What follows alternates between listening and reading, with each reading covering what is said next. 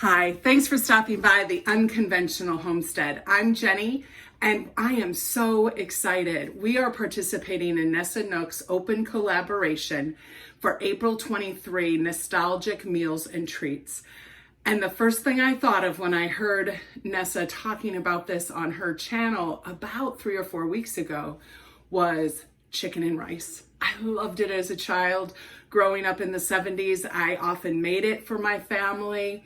And I remembered that we used bone-in, skin-on chicken. I don't have my mom's recipe, but I found one that I think is just as simple, or what I remember it to be. And I am using skin-on, bone-on chicken thighs. That's what was on sale, and nowadays that's very important. And I'm using my copycat Lipton onion soup envelope recipe. I have a video on this I will link in the description. And I'm also using my replacement condensed soup. You can just use a can of any type. It calls for mushroom. I'm not going to do that. This is, I believe, chicken flavored. So let's start with making that up. And I have a video on this as well that I'll link below, but it's 1/3 cup of mix to 1 cup of water on the stove. I'm doubling this recipe. I'm actually going to do it in 2 pans because my chicken thighs are somewhat large, I think. I mean, these were mammoth chickens. And so it calls for 4 chicken breasts, skinless, boneless, but I think cooking with the skin and the bone in just adds so much flavor. So I need 2/3 of the soup mix, and then all you do is you bring it, heat it up, and it starts to thicken.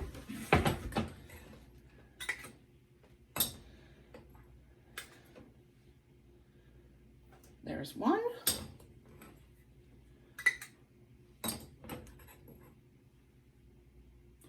Two. I use a whisk. And I'm going to bring it down. And it will happen fairly quickly. So I do try to get it mixed in so there's no lumps. Now the only thing that I notice with this is the recipe calls for the condensed soup out of the can and then 1.5 cups of water. And you'll see the thickness of this. I am not going to need the 1.5 cups of water. I'll probably just need 1 cup of water because it is a little bit looser than a can of condensed soup. And remember, this is 2 cans. But I always like to, if you're going to cook, put up 2 or 3, whatever. Have 1 for the dinner tonight, and then you can freeze individually or as a meal for future, so that you're making 1 mess for 3 meals. Because once you start making a lot of your own food at home, you realize you do a lot of dishes, and we try to contain that mess. So I am just constantly stirring this because I don't want it to stick to the bottom and burn.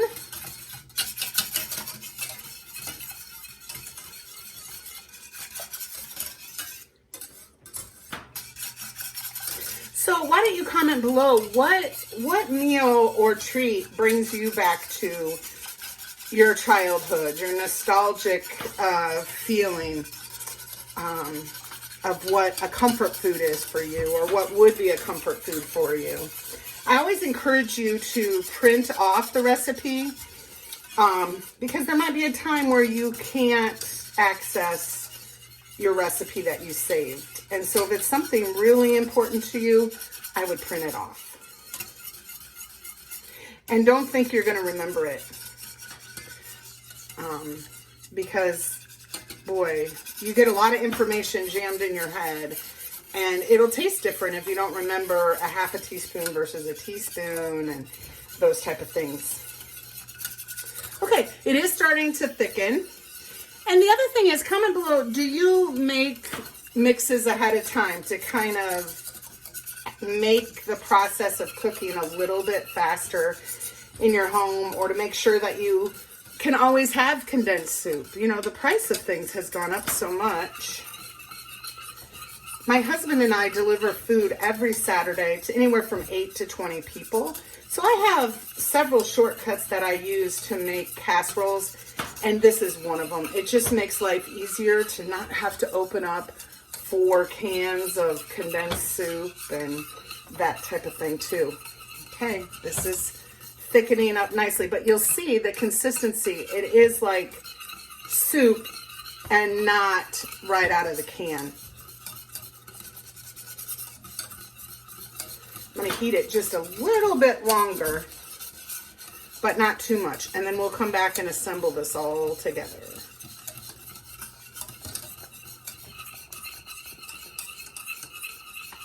You preheat the oven to 325, and I will see you in just a moment. Okay, so I have sprayed each of my pans with non-cook spray. I'm going to put the chicken in. And it says season with salt and pepper. I am just going to do pepper. And people can salt when they eat it. If you're doing it for your family, season it how you like. But I'm just going to put a little pepper on. And then we just put 1 cup of rice, not minute rice, and the 1 envelope of onion soup, or my pre-made is 1/3 cup equals an envelope. It's actually 1/3 cup and 1 teaspoon, so I'm just going to put a little extra on the top. Of course, I always spill. Okay, and then here is the soup mix. I'm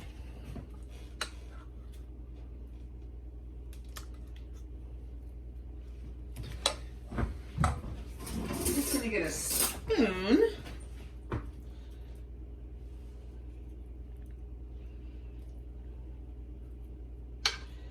And then, you know, I'm going to put a little, like 1.25 cups of water. The recipe calls for 1.5 cups, but it calls for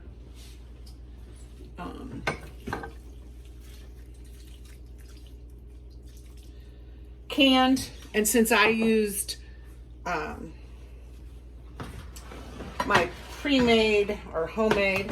Okay, and I actually had 9 pieces of chicken in this 1 pack. So this one, I'm gonna do 5 pieces of chicken in.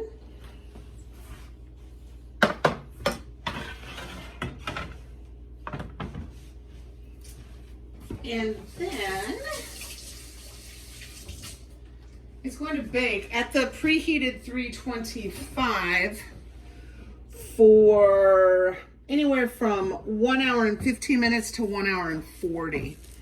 Oh, let's put, again, just gonna season it with some pepper. And 1 cup of rice.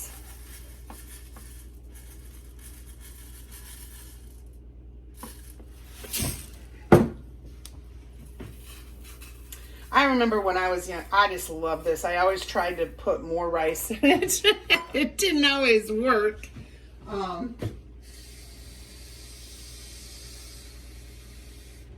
Now, if you're making these for freezer meals, I would go ahead and bake them. That's my preference.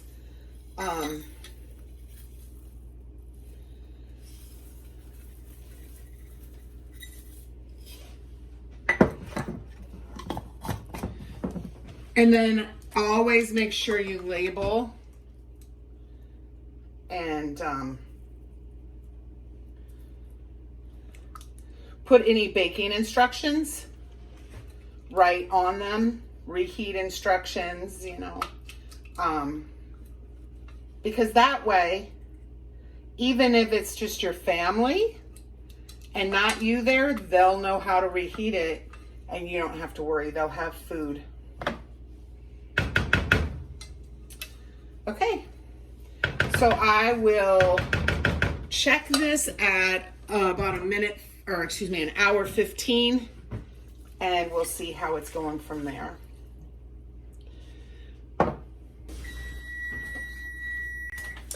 I'm pulling the chicken out. I put it in, so the timer was at 1 hour and 15 minutes, and look at how beautiful it is. So I did put it in at that time for 7 more minutes. Reason being is I had some dried rice on top of the chicken. I mixed that in and I put a little more water in each of them, but I already temped it then and it's up to temp. So I'm gonna let it cool, and I'll tell you what, it smells absolutely amazing. I'm really excited that Nessa had this collaboration. Made me think of my favorite nostalgic meal as a kid and find a recipe. I hope that you'll make it. Keep it in your repertoire. Super easy, will reheat well, and really doubling the recipe was not difficult at all.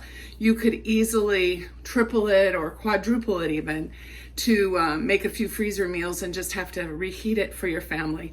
You can do this with bone-in or bone-out chicken, whatever your family preserves, whatever you have on hand, whatever fits your budget. So thank you again for stopping by, and I hope you'll stop back.